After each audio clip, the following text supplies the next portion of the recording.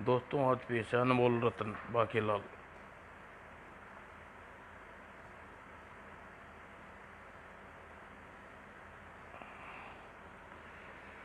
विशाल गढ़ के राजा विक्रम सिंह को हाथी की सवारी का बहुत प्रिय थी। चल मेरे हाथी ही।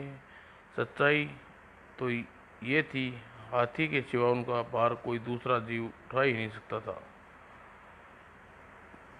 प्रियवर, आप यहाँ से चले जाइए। मैंने आपको कहा ना, कहाँ कहा नहीं ढूंढा। बू, मानो की पकड़ कर आपको गुलाम बना लिया। कलावंती, बू, चिपो। ओह, यदि मेरी सूंड होती तो मैं आपके प्राणों की शक्ति का प्रयोग करते हुए आपको अवश्य ही ढूंढ निकालती। प्रिय प्राणलाल, चिंपू। और तुम्हारे साथ ये बालक कौन है? क्या तुमने दूसरी शादी कर ली? बू, बालक वाली से कौन शादी करता है? वो ये बच्चा आपका ही है। ओह, क्या सच? चल मेरी हाथी ही। चिपो,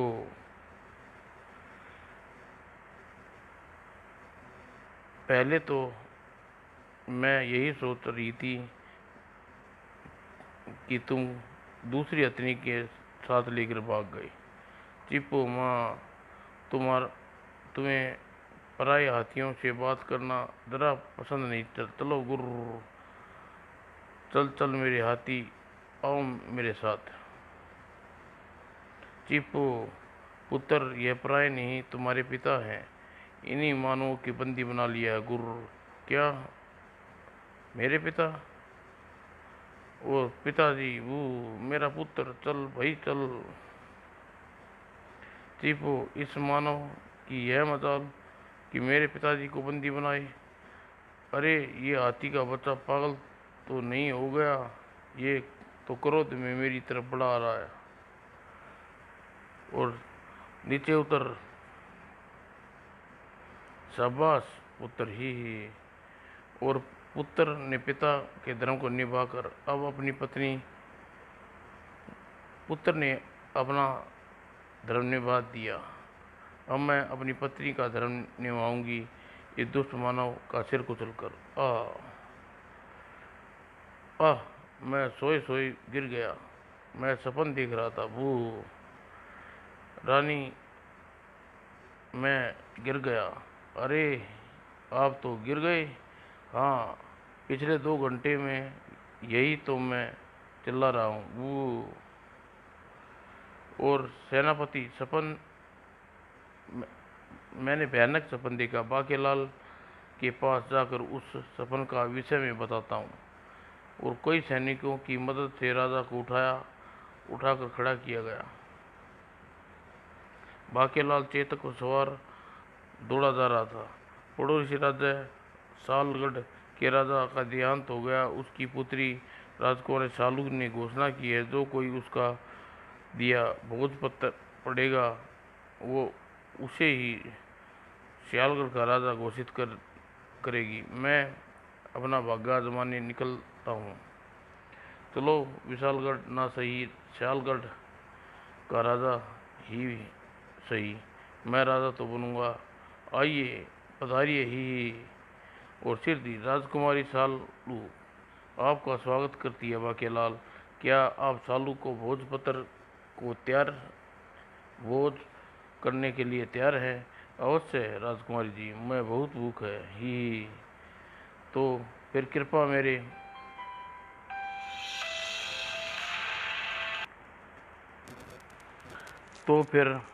कृपया मेरे साथ भोजन कक्ष में आइए ही। कमाल है, अभी तक कोई भोजन करने नहीं आया। लगता है सालगढ़ का राजा बनने मेरे नसीब में लिखा था ही। और भोजन लाया जाए ही। वाह, गर्मा गर्म भोजन ही। और जैसे ही बाकेलाल के सामने थाली रखी, भोजन देखा, उसके होश फसा हो गए। अरे यह क्या था? गर्मा गर्म ही है, भोजन गायब है। ही बू। बाकेलाल क्या सोच रहे हैं? भोजन आराम करो। ही मगर किंतु परंतु ये अंगारे, मैं भला अंगारे कैसे खा सकता हूँ? ही एक राजा को अंगारे पर चलना पड़ता है, अंगारे खाने पड़ते हैं। शाहगढ़ का सिंहासन चाहिए तो अंगारे खाने ही होंगे। ही और मैं अंगारे नहीं खाऊंगा, मुझे अपनी जान प्यारी है। तो फिर समझो कि समझते हो कि इससे पहले यहाँ राजकुमार सालू का भोज ग्रहण करने आए व्यक्तियों को अपने प्राण प्यारे नहीं थे? ही और भोजन का निमंत्रण स्वीकार करने यहाँ तक आ पहुँचा, लेकिन उम्मीदवार जिसने भोजन को ठुकराया जीवित बचकर वापस नहीं लौटा। ही आ ऊ आ। और बाकीलाल क्या हुआ? तुम चीख क्यों रही हो? आह, तो मैं सपन देख रहा था। वो बाकीलाल, तुमने सपन में क्या देखा? मैंने अपनी मृत्यु देखी महाराज। वो बाकीलाल, क्या बाकीलाल? हाँ, तुमने भी सपन में अपनी मृत्यु देखी? विक्रम सिंह ने बाकीलाल को अपने सपन के विषय में बताया। मैं तो तुमसे अपने सपन के विषय में चर्चा करने यहाँ आया था, किंतु तुम्हें तो स्वयं उलझन में पड़े हो। मुझे लगता है महाराज, हम दोनों पर कोई भयंकर विपत्ति मंडराने वाली है। सबसे पहले हमें सेनापति आगाह करना चाहिए कि क्या पता कि विपत्ति पूरे राज्य पर आने वाली हो। उधर सेनापति तो मछली शिकार पर निकला हुआ था। कांटे में फंस गई मछली। यहाँ ताज़ी मछलियाँ पाई जाती है और मगरमच्छ व उसके बच्चे भी हैं। पानी में खड़े होकर मछली पकड़ने का आनंद लें। एक बार सेवा का अवश्य जरूर दें। और कांटे में इंसान फंस गया। ही और खींचो, बचाओ, गुप गुप माँ। घबराओ मत बच्चे, दूसरों का पेट भरना पुण्य का काम होता है। माँ तो दूसरी भी आ जाएगी। और चुपचाप खड़े रहो, इसे पीछे पलटने दो। ही और सेनापति मछली पकड़कर वापस जाने के लिए पलटा। भू मगरमच्छ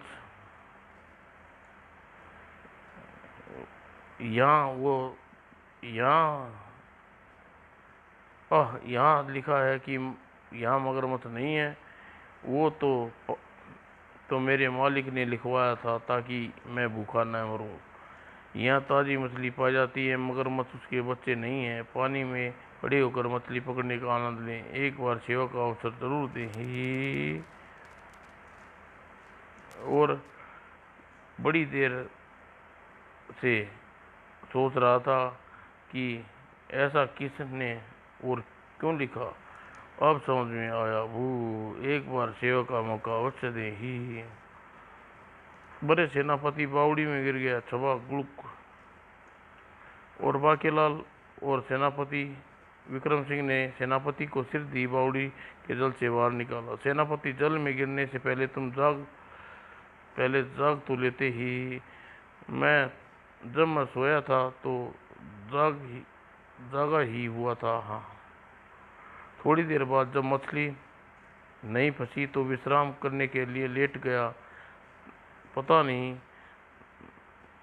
लगा कि कब आंख लग गई। सपने। वो तो क्या तुमने भी कोई सपना देखा?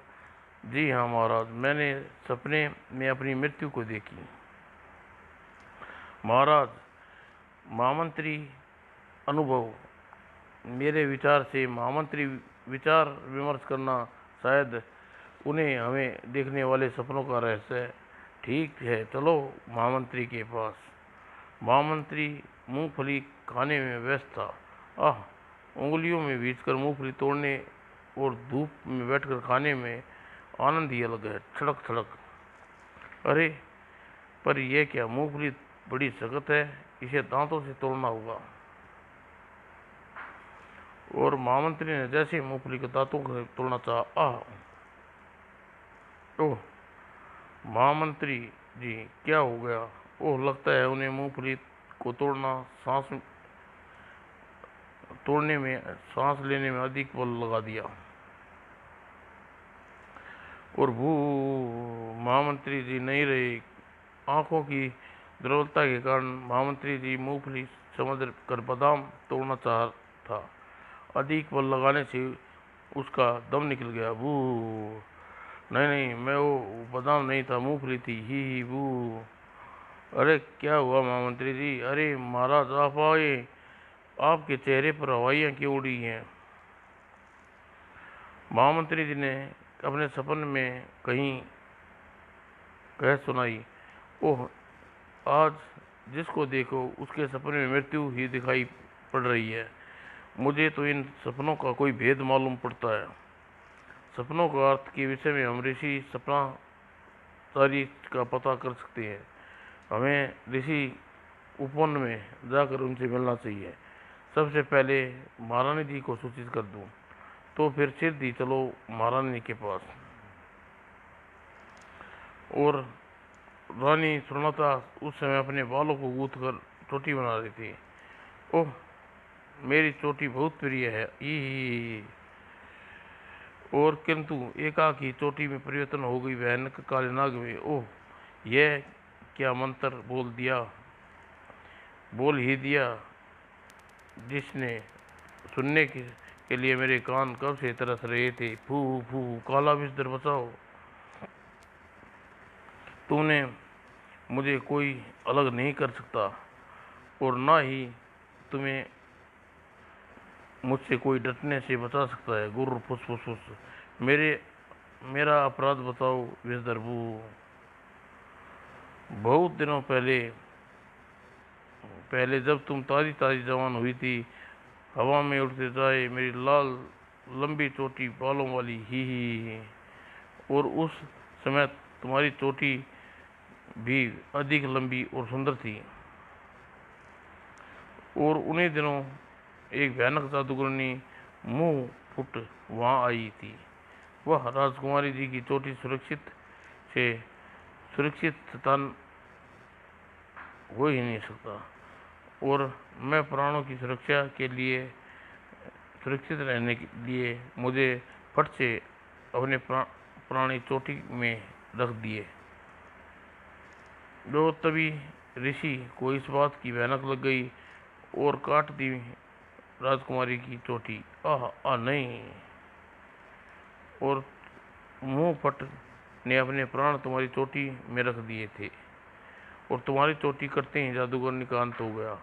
आह, आह, मैं मरी। वो, किंतु मेरी सुंदर चोटी, मैं इसके बिना जीवित नहीं रह सकती। पुत्री, व्यथित न हो पुत्री, हमें तुम्हारी चोटी का कोई न कोई जुगाड़ अवश्य करेंगे, और फेंक दो इसे राजा के बाहर। और उधर मैं गुजर रहा था। हिंस हिंस, मेरी कुंडली में लिखा है, आज मैं नागिन, जो भी नागिन मुझे दिखाई देगी उसी से मेरा विवाह होगा, अन्यथा मैं अजवान कुंवारा रहूंगा। ही। और घनघोर अंधेरे में नागिन दिखाई पड़ी। अरे, क्या यह नागिन दिखाई? तो यह मृत रही है, इसे मानो ने मार डाला। गुरु।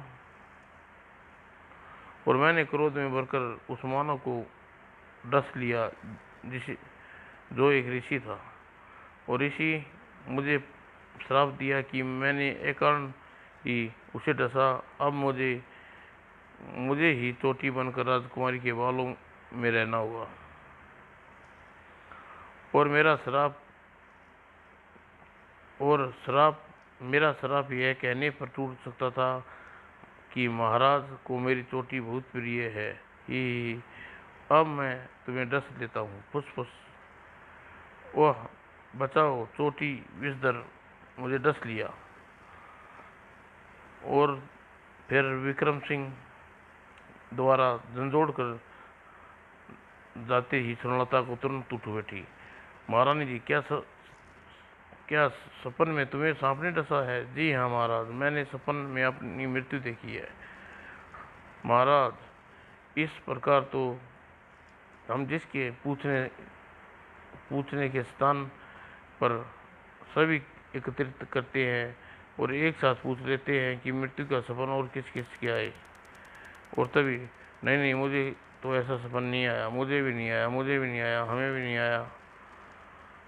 इसका अर्थ यह हुआ कि केवल हम पांचों को ही ऐसे सपन आए हैं, जिसका अर्थ जानने के लिए हमें चल रहे हैं ऋषि सपन आचार्य के मिलने ही। और इसी सपन आचार्य ने उन्हें बताया, तुम पांचों पंचक का प्रभाव है। ये क्या बोला है पंचक?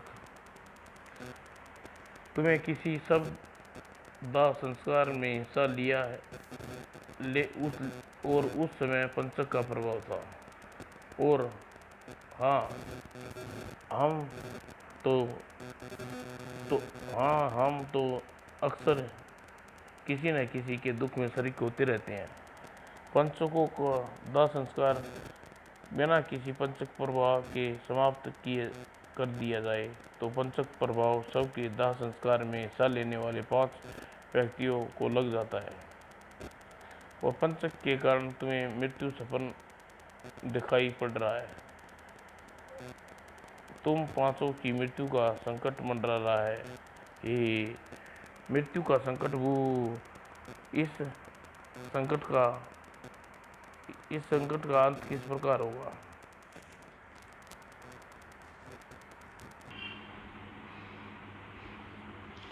पंचक तो लग ही गया है। अब मृत्यु को टालना किसी के वश में नहीं। केवल मृत्यु के कारणों को मजबूत करने ही इस संकट को बचा जा सकता है। जिस कारणों से मृत्यु आती है उन्हें मृत्यु कारण कहते हैं। जैसे जीर्ण शीर्ण काया अर्थात वृद्धावस्था, रोग, खराब ग्रह दशा, भूख एवं निद्रता ही। कृपया मृत्यु के कारणों को कमजोरी बनाने का उपाय बताइए। ये मेरा मार्ग नहीं, उपायकर्ता का मार्ग के पास जाए। तो फिर चलो उपायकर्ता के पास। और सिद्ध ही उपायकर्ताचार्य के पास ने बताया, सामान्य रूप से सभी मृत्यु के कारण प्राणी पर तुरंत प्रभाव नहीं होते। जैसे वृद्धावस्था आने में कई वर्ष लगते हैं, किंतु पंचकों में ये सभी मृत्यु के कारण अत्यंत सक्रिय उठते हैं। कोई भी कारण प्रभावित प्राणी की मृत्यु के कारण बन जाता है ही। और मृत्यु कारणों की पौष्टिकता के कारण चाहिए विकसित शक्तियाँ के बल पर प्रतिरोपण क्षमता, ग्रह प्रसन्न लक्षण, अक्षय पात्र एवं समृद्धि ही। ये विकसित शक्तियाँ 5 अनमोल रत्नों के से संबोधित हैं। यदि उन रत्नों को प्राप्त करने के लिए पंचक यज्ञ किया जाए तो पंचक योग टाला जाएगा, अर्थात मृत्यु पक्की है। अनमोल रत्न हमें कहाँ मिलेंगे? ये तो आपको ऋषि वस्तु बताया चाहिए ही बता पाएंगे ही। वो ऋषि वस्तु पताचार्य ने बताया, मैं केवल समृद्ध रत्न के विषय में बताऊंगा। जहाँ समृद्धि रत्न मिलेगा वहीं से अन्य रत्नों का पता आरंभ हो जाएगा ही। कृपया आप समृद्धि रत्न का पता बताइए भू। और ऋषि से पता लेकर सभी महल में लौट आए और तय किया, बाकीलाल मैं राजा हूँ। इस राज्य पर जिम्मेवारी है सेनापति, राज्य की सुरक्षा की जिम्मेवारी है महामंत्री की उम्र अधिक हो चुकी है, महारानी जा नहीं सकती, ले देकर तुम बचे हो, अनमोल रत्न लेने के तुम ही जाना पड़ेगा ही। खुली हवा में आकर चैन की सांस मिली है। कुछ दिन विशालगढ़ का राज सिंहासन प्राप्त करने के प्रयत्नों से भी मेरे को छुटकारा और विश्राम मिलेगा। शायद लौटकर मैं कोई ऐसा प्रयत्न सोच पाऊंगा कि विशालगढ़ का तख्ता एकदम से पलट जाए ही। और पंचक का निवारण करना आवश्यक है। जब जान ही नहीं रहेगी तो विशालगढ़ का सिंहासन किस काम का। बू।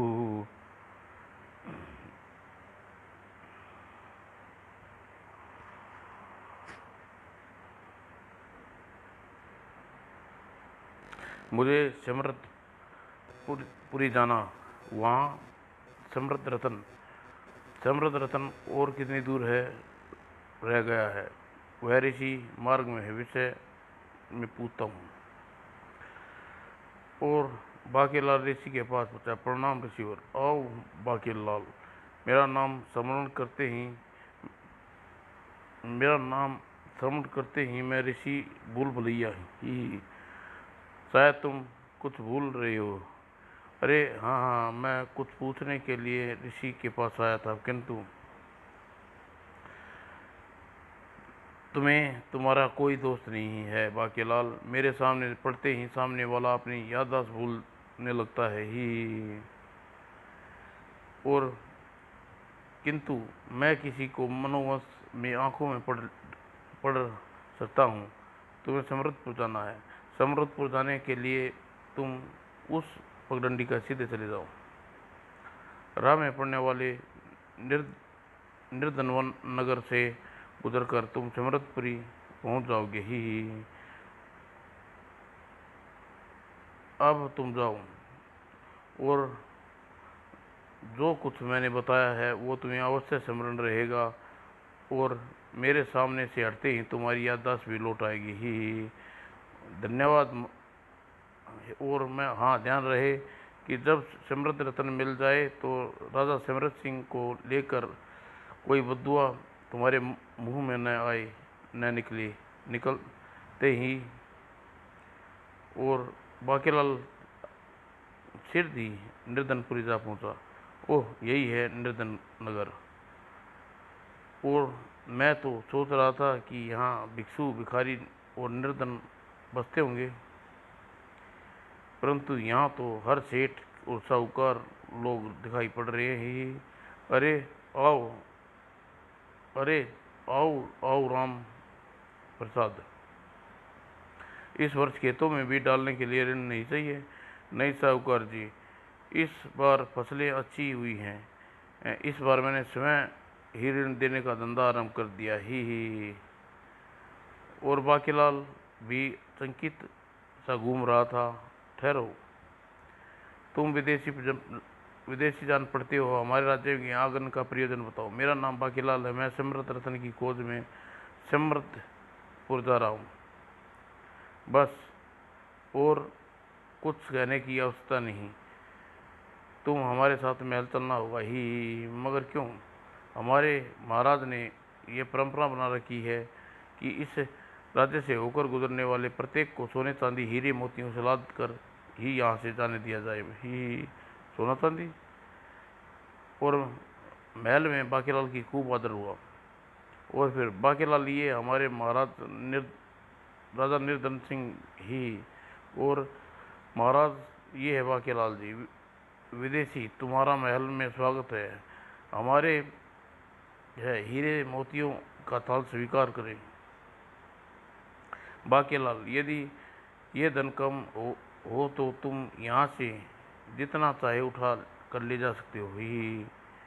अरे महाराज, यदि आप इतना खजाना ऐसे ही बांटते रहे तो एक दिन बिल्कुल समाप्त हो जाएगा।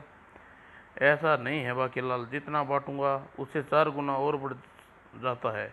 यदि इसी प्रकार ना बांटूं तो यह खजाना महल से बाहर तक बहने लगता है और महल में चलना फिरना मुश्किल दुर्लभ हो जाता है। अरे किंतु वो सफाई कर्मचारी का क्या क्या कर रहा है? झाड़ू मार रहा है। और वो महारानी का कक्ष है। महारानी एक दिन में जो हीरे वह जवाहरात पहन लेती है उन्हें दोबारा नहीं पहनती और उन्हें फेंक देती है। मैं तो महारानी की इस आदत से बहुत परेशान हूँ। इतना सारा ही सोना चांदी कचरे में फेंकवा देती रहती है। क्या कहते हो, आपके पास जादू की छड़ी है? बाकीलाल, मेरे पास कोई जादू की छड़ी नहीं है। ये चमत्कार कब और कैसे हुआ ये कोई नहीं जानता ही। महाराज, इधर पास ही में विशाल गढ़, अपने कर्मचारियों से कहें कि झाड़ू लगाने हुए वहां तक लगाया करें।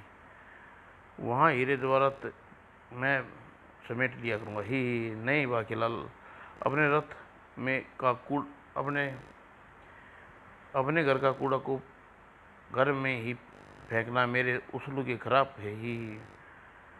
और हिन अब मेरे को क्या अब हिन अबे ये क्या कर रहे हो? उतना हिला दो ही। बाकीलाल, ये घोड़े इतना क्यों लाद दिया? घोड़े की लीद निकल रही है। घबराओ नहीं बाकीलाल, तुम उतना बोझ भी अपने से लाद ले जाओ। एक गधा उठा। बाकीलाल, घबराओ नहीं बाकीलाल, अभी और उतना ही बोझ भी नहीं उठा लादा जितना एक गधा उठा पाता। ये घोड़ा है। और बाकीलाल, घोड़े पर सवार हो जाओ। अबे क्या ये भी बैठेगा? बू इन। बाकीलाल जैसे ही घोड़े पर सवार होने लगा, ठहरो बाकीलाल, क्या हुआ? यहाँ से प्रस्थान करने से पूर्व राजा समरत सिंह के लिए दुआएं करो। गुर्र, बद्दुआ करो, सिंह के लिए बद्दुआ करो। बद्दुआ? किंतु आपकी उससे क्या शत्रुता है? कभी हम दोनों राजा घनिष्ठ मित्र थे। एक रोटी का आधा आधा करके खाते थे, एक पात्र में पानी पीते थे। मेरे पास समृद्धि फल स्वर्ण फल था जिसके रहने से मेरा राज्य समृद्धिशाली था। यही हमारी संस्कृति की प्रतीक है। और एक दिन राजा समृद्धि फल को मार काट मचाकर समृद्धि फल चुरा कर भाग गया ही। अब समृद्धि फल के कारण सारी समृद्धि नगर में आ जाएगी। किंतु हुआ उससे उल्टा। समृद्धि राज्य की बची खुची समृद्धि भी चल बसी। महाराज, राज्य की सारी फसलें पाला मार गया और मेवासी मर गए और भूखों मरने की नौबत आ गई है। किंतु बाकीलाल, वो अपना पीतल वाला फल हमारे राज्य में फेंक गया था। हमने उसे मंदिर में स्थापित कर दिया। जैसा तुम देख रहे हो, मेरी समृद्धि पहले से अधिक बढ़ गई है। किंतु राजा समृद्धि सिंह ने धोखा किया। उसके लिए निर्धन नगर के प्रत्येक नागरिक समृद्धि सिंह को बद्दुआएं अवश्य देता है ही। किंतु ऋषि भूल भुलैया ने तो मुझे समृद्धि की बद्दुआएं देने से मना कर दिया था। वो अगर मैंने उसे बद्दुआ नहीं दी तो राजा क्रोधित आ जाएगा और सारा धन मुझसे वापस छीन लेगा। भू अब क्या करूं? इन अरे घोड़ा, थोड़ा भार कम करवा दो ना मुरादो। गुरु गुरु। बाकीलाल, सोच क्या रहे हो? शायद तुम्हें पता नहीं कि हमारे है कि बद्दुआएं किसी प्रकार दी जाती हैं।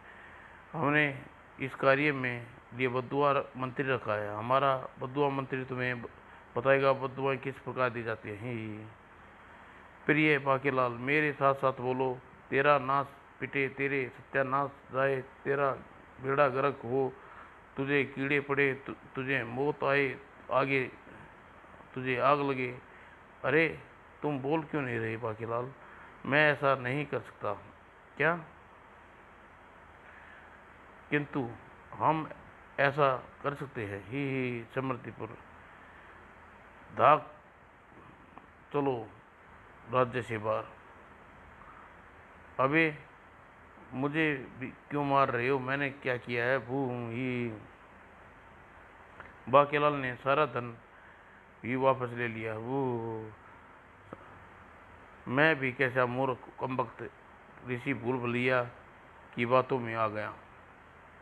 चलो अब सीधे समृद्धिपुर जाकर ही रुकूंगा। चेतक, तुम ठीक हो ना?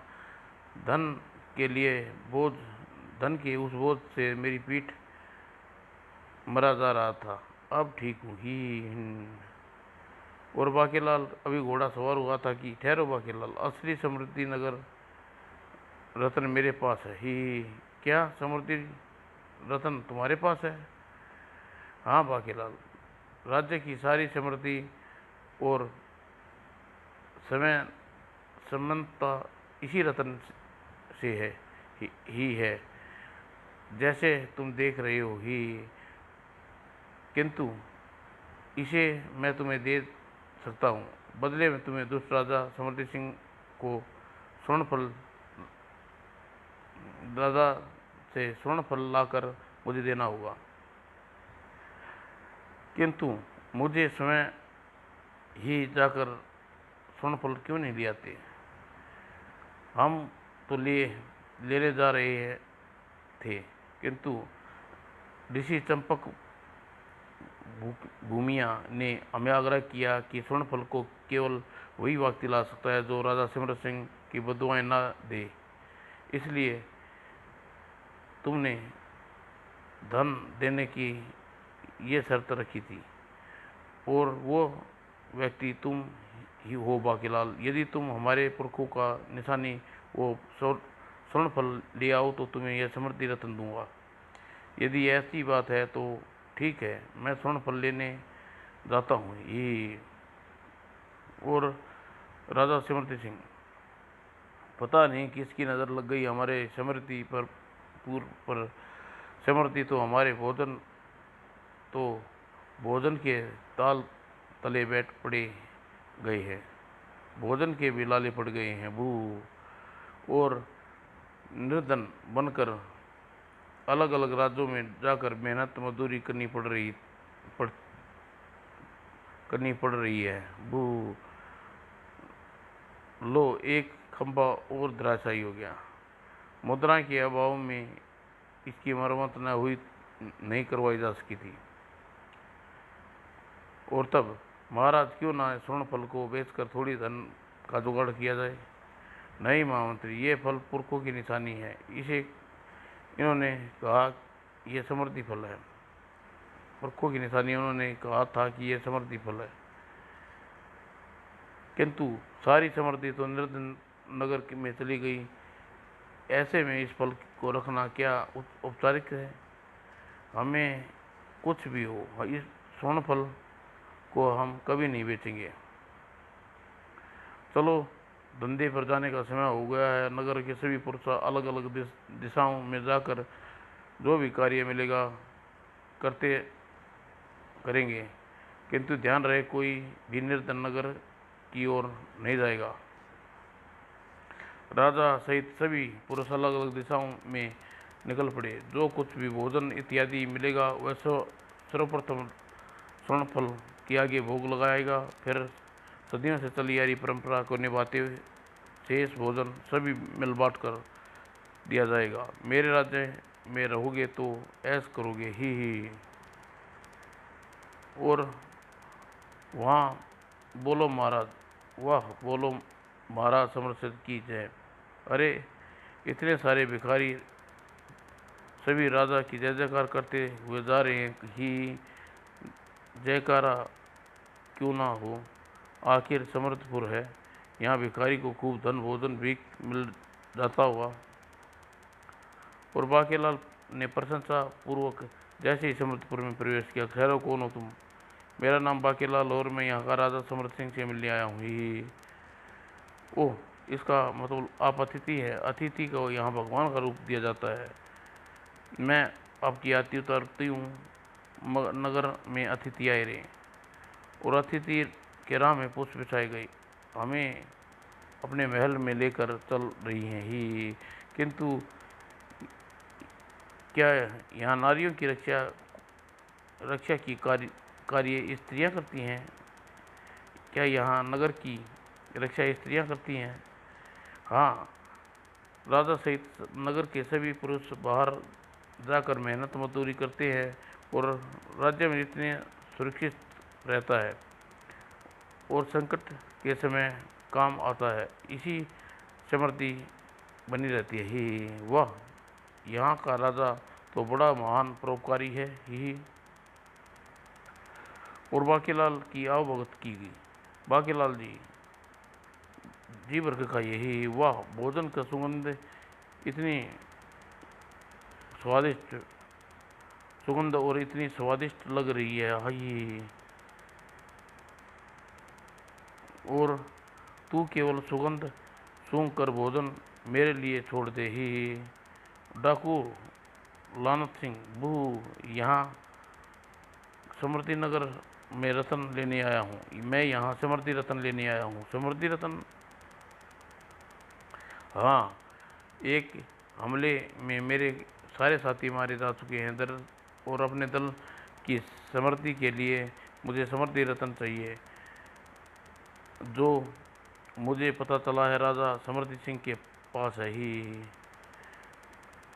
तब जब तक मैं इसे भोजन करूं, ये तलवार तू पकड़े रखना और खबरदार जो कोई गड़बड़ की तो। और डाकू लाना सिंह भोजन करने लगा। अरे अति स्वादिष्ट भोजन है, चपड़ चपड़ चपड़, थोड़ी दाल डालियो ही। भगवान करे आज भोजन करते वक्त मुझे एक घटना याद आ गई। एक बार मैंने किसी साहूकार के घर में डकैती डाली थी। भूख लगी थी। मैंने साहूकार की पत्नी को भोजन बनाने को कहा। डर के मारे उसने बहुत स्वादिष्ट भोजन बनाया, थोड़ी सी चटनी डालो। परंतु जब मुझे होश आया तो मैं कारागार में बंद था। वो कमबख्त साहूकार की चालाकी से मूर्छित करने की दवा मिला दी थी और मैं कारागार तोड़कर भाग निकला। चपड़ चपड़ चपड़, आलू की सब्जी और दो ही। और तब से मैं जब भी धंधे पर निकलता हूँ, भोजन की छानबीन कर के खाता हूँ। उससे मूर्छित होने की दवा मिली होने का खतरा ही नहीं होता है। डकात? अरे महाराज जी, आप आ गए। मंत्री जी, मैंने कुम्हार के मैंने कुम्हार से घड़े बनवाए हैं। मुझे घड़े ढोनी पड़ी। मुझे हल और बैल के सताने पर जितना पड़ा। मैंने कुएं से पानी खींचना पड़ा। अच्छा महारानी, ये दिन देखने से पूर्व ही चल बसी। बहू, ये लो, ये मूंग की छिलके वाली दाल, चावल और सेवी का अतिरिक्त खिचड़ी बना दो, क्योंकि इस वक्त बड़ी भूख लगी है और जल्दी से जल्दी वही बन सकती है। वो ये कौन है? ये मैं बताता हूँ। ये बाकीलाल और ये डाकू लालन सिंह है। जो यहाँ समृद्धि रत्न लूटने आया था, डाकू लालन सिंह। परंतु यह मूर्छित कैसे हो गया? इसने वो भोजन खा लिया जिसे पहले मैं खाने वाला था ही। बाकीलाल, ये महल का अतिथि, महाराज ये महल का अतिथि है। ओह अतिथि, यदि मैं भोजन खा लेता तो इसके स्थान पर मूर्छित हो जाता। गुर्र। राजा जल्दी बताओ, राजा जल्दी बताओ कि मेरे भोजन में मूर्छित करने वाली औषधि क्यों मिलाई? ओ बाकीलाल, बात यह है ही भू। इससे पहले कि राजा आगे कह पाता, ही कहाँ है मेरा भोजन? अरे राक्षस भाई, अच्छा करण, ये रहा तुम्हारा भोजन। ओह, भोजन तैयार है। इसका डाकू, इसका भोजन? वाह, आज तो अच्छा मास मासल शिकार सौंपा है तुमने ही। और बाकीलाल का सब कुछ समझने में जरा भी विलम्ब न लगा।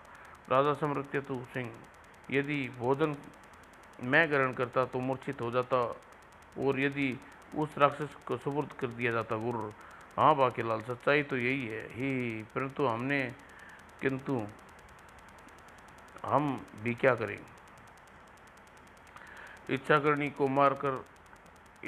को मार पाना कठिन है, क्योंकि उसे वरदान मिला है, वह है कि वह अपने मन में कोई ना कोई इच्छा रहेगी तो उसका वध नहीं कर सकता। उसे चाहिए सी समृद्धि, उसे अपनी समृद्धिता की सरलता से मानव भोजन मिलता रहे, और उसके लिए उसे चाहिए समृद्धि रतन, अर्थात वह स्वर्णफल जो हम उसे नहीं दे सके। इसलिए हम उसे प्रतिदिन एक मानव भोजन के रूप में देते हैं। अभी तक हमने उसे कारागार में बंद 400 डाकुओं को भोजन के रूप में दे रहे थे, जिन्हें मृत्युदंड मिला हुआ था। किंतु अब तो कारागार खाली हो गया है। यदि मानव का भोजन न दिया गया तो वह नगर में तो उजाड़ कर समृद्धि नगर को, अर्थात वो स्वर्णपल को ले जाएगा। महाराज, भोजन तैयार है। बाकीलाल, तुम भी हमारे साथ भोजन करो, इसमें कोई मिलावट नहीं है। सर्वप्रथम भोजन का भोग स्वर्णफल को लगाया जाएगा, कोई चक्कर चलाना होगा। राजा स्वर्णफल को प्राप्त करने के लिए राजा सीधे सोच नहीं राजा सीधे नहीं सोच देगा। और तब बाकीलाल, ये हमारे पुरखों का बनाया हुआ समृद्धि मंदिर, इसमें स्थापित स्वर्णफल के दर्शन करने से समृद्धि आती है। ये फल सोने का है। हाँ बाकीलाल, हमारे पुरखों को विश्वास था कि समृद्धिपुर में समृद्धि इसी स्वर्णफल के कारण कायम है। महल में जीर्ण अस्तवा भोजन खिचड़ी खाने वाले राजा नागरों की खस्ता हालत देखकर अब मुझे पूरा विश्वास हो गया है समृद्धि रतन समृद्धि सिंह के पास नहीं, बल्कि निर्धन नगर के राजा निर्धन सिंह के पास है ही।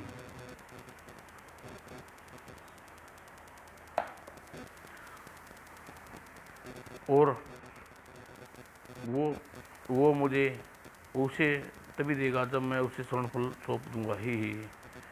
और महाराज, स्वर्णफल की सुरक्षा से सैनिकों का पहरा होना चाहिए।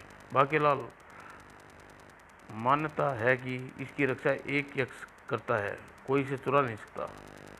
और उसी रात्रि घोड़ा गाड़ी पर लाद ले जाऊंगा स्वर्णफल को, हाय।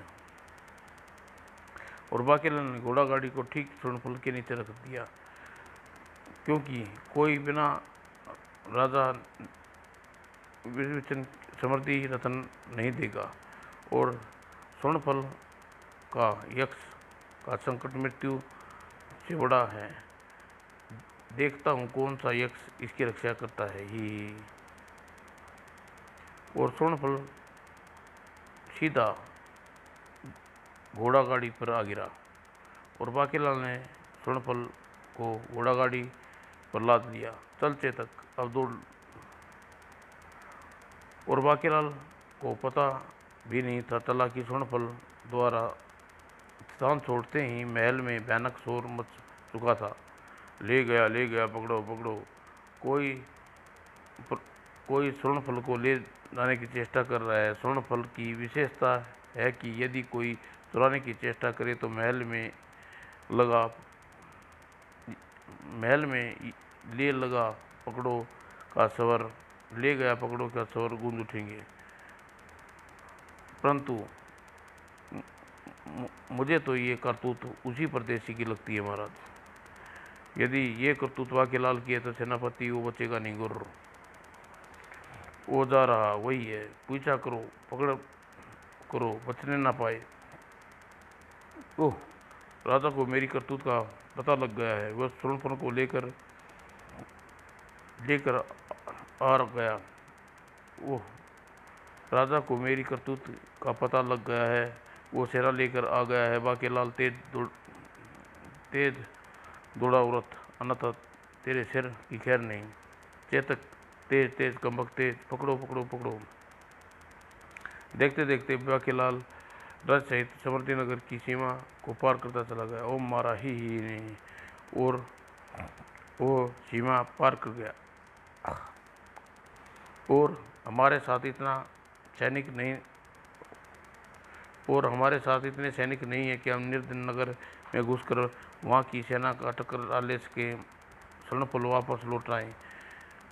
तो फिलहाल हमें लौट जाना चाहिए।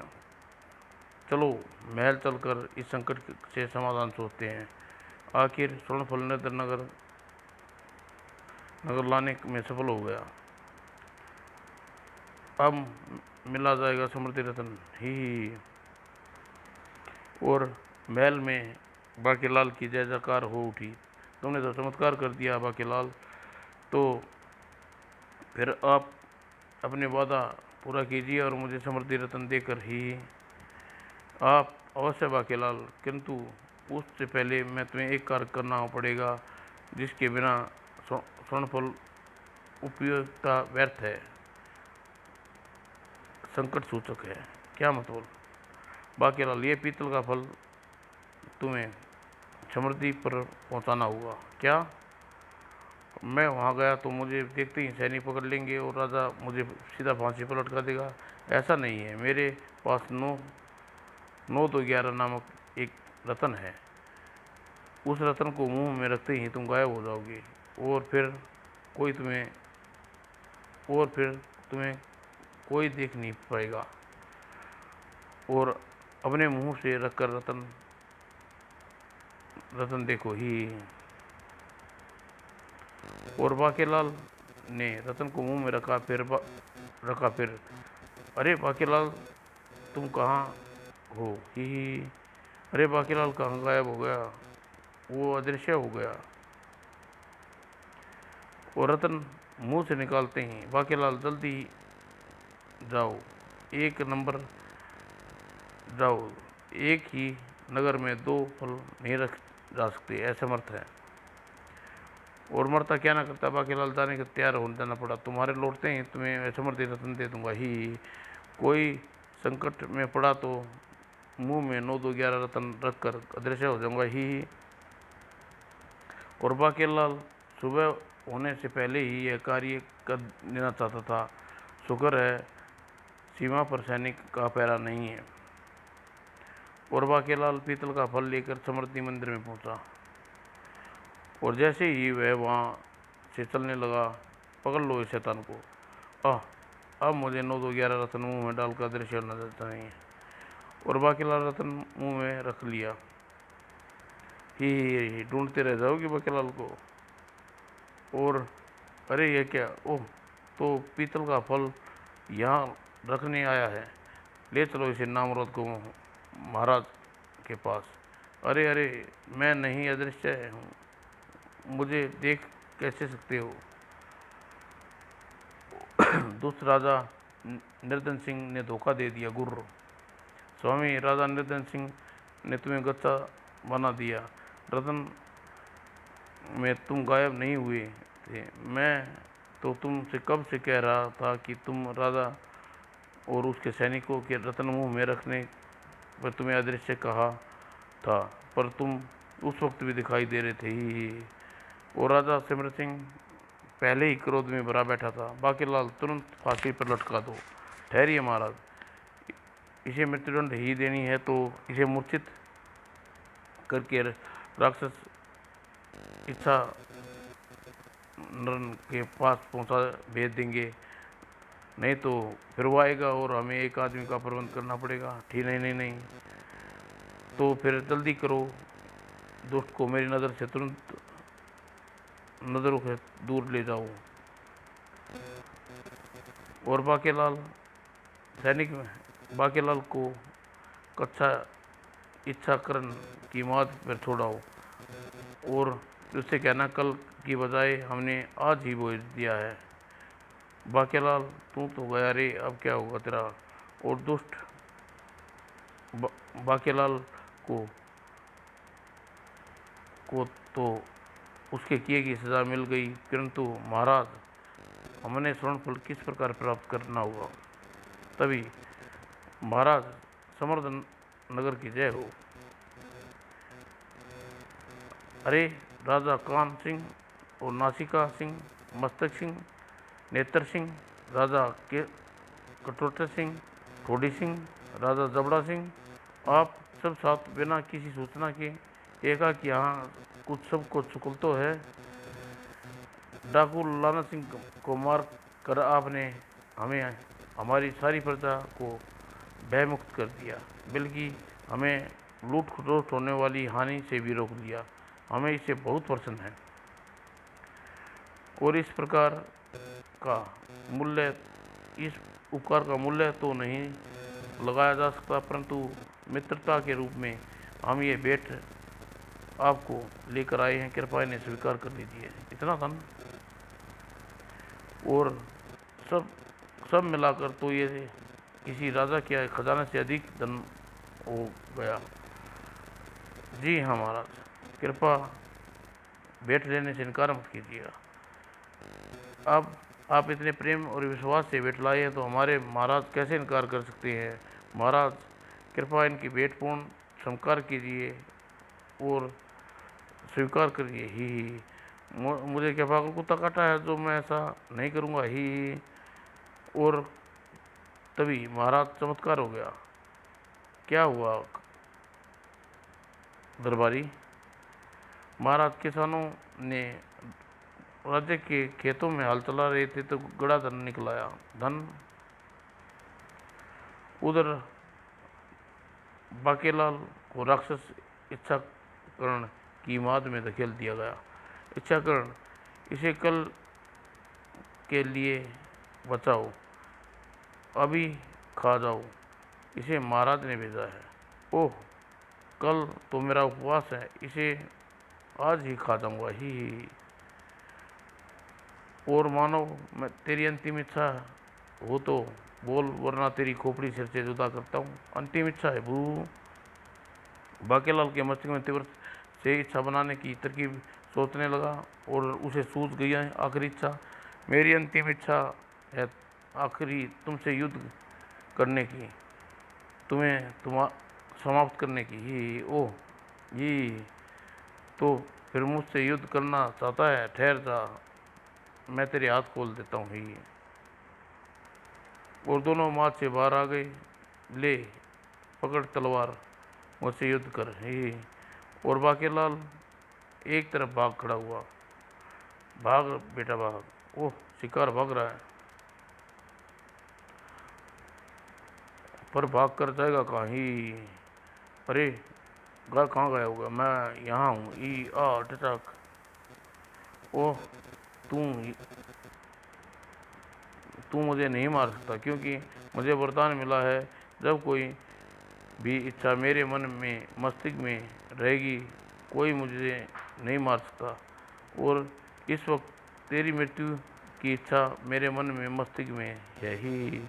अरे तो फिर मुझे मालूम, तो वो तो मुझे भी मालूम है, किंतु तेरी मृत्यु तो मेरे हाथों ही होगी दुष्ट। तेरी में तेरी अंतिम इच्छा पूर्ण करने ही मारूंगा।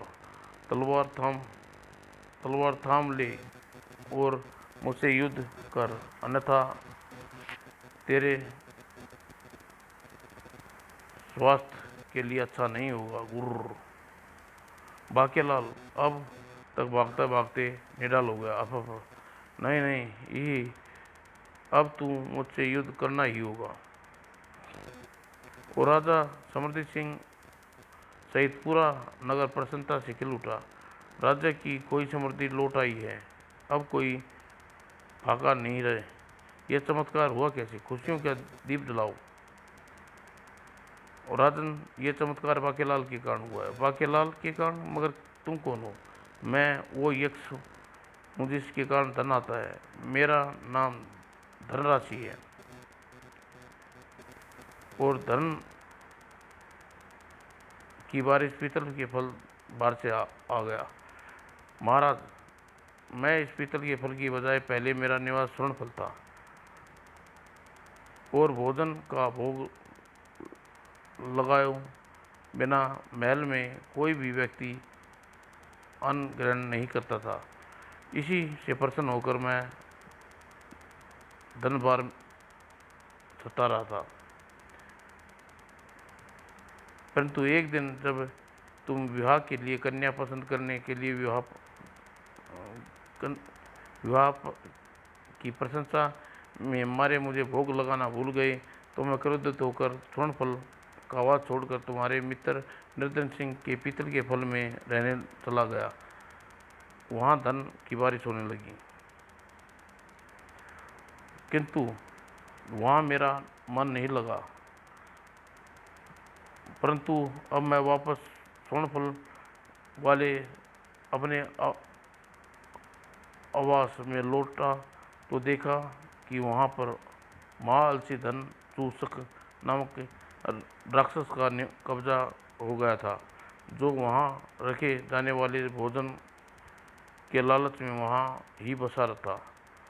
ओह, अब जब तक राक्षस स्वर्ण फल पर कब्जा नहीं छोड़ देगा, मैं पीतल के फल में ही रहना हुआ।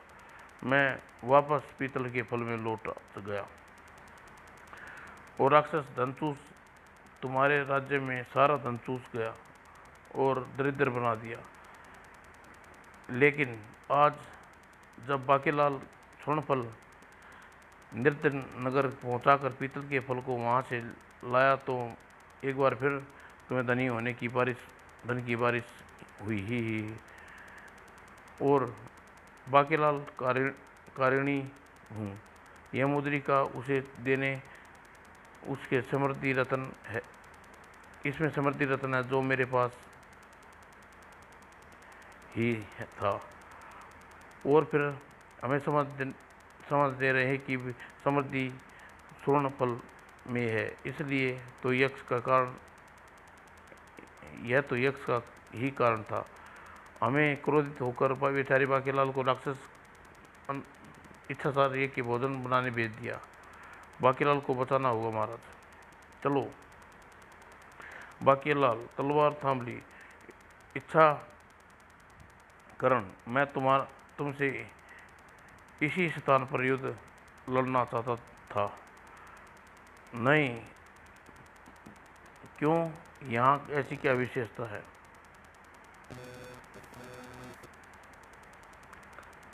यहाँ पर ऋषि भूल तपस्या कर रहे हैं, जिसका सामना होते ही कि सामने वाला सब कुछ भूल जाता है। चल युद्ध कर। अब मैं कौन हूँ, मेरे हाथ में क्या है वो, और तेरी अंतिम इच्छा तुमसे युद्ध करने की था। युद्ध तू मुझसे कर रहा है, और अब तू कोई नई इच्छा नहीं कर पाएगा, क्योंकि तू ये बात भी भूल चुका है ही। और राजा समर्थ सिंह वहाँ पहुँचा। बाकेलाल राक्षस इच्छा करण को मार डाला। बाकेलाल, हमें क्षमा कर दो। पीतल के फल में यक्ष और स्वर्ण फल में धनचूसक नामक राक्षस, तुम्हारे कारण धनपारिस नाम यक्ष की समृद्धि वापस समृद्धिपुर में लौट आई, और धनचूसक निर्धन नगर में चला गया। अब समृद्धिपुर पूर्ण से धन संपदा और संपन्न हो गया है ही। और धन यक्ष धन की बारिश से समृद्ध नगर के तुम्हारे लिए यह दिया है, कृपया इसे स्वीकार करो। ओ यह तो समृद्ध रतन यक्ष की ओ यह तो समृद्ध रतन यक्ष के पास था। इसका मतलब निर्धन सिंह झूठ बोल रहा था। और निर्धन सिंह के नगर में भयानक बाढ़, ओह भयानक बाढ़, मैं कुछ सबको डूब गया। और तभी भूला सारी ने भी दिया आशीर्वाद। बाकेलाल इच्छाकरण को लेकर इसका वध करने का दुराचारी तुमने दिखाई, मैं तो उससे बहुत प्रसन्न हूँ। मैं तुम्हें अभियान की अगली वस्तु का पता बताता हूँ, किंतु मैं तो कुछ भूला नहीं ही। इच्छा करण की मृत्यु जैसे राक्षस के भय से मैंने अपनी शक्ति का प्रभाव उत्पन्न कर रखा था बाकेलाल, परंतु प्रभाव दूर हो गया ही। तो फिर बोलो बाकेलाल की जय। समर्थ रतन तो मुझे मिल ही गया, अब मुझे अगली यात्रा पर निकलना होगा ही। और प्रथम बार बाकेलाल सफलता पर राजा विक्रम सिंह उसकी पुच्ची लेने के लिए वहाँ उपस्थित नहीं थे। शुक्र है मोटे की बदबूदार पुच्ची से छुटकारा मिला। और तभी पुच्ची स्वामी, ओह स्वामी, आज तो वाकई आपने नेक कार्य किया है। पुच्ची तो लूँगा ही। चेतक ने मुंह पीछे कर कमबख्त। समाप्त दोस्तों। सत्य रतन।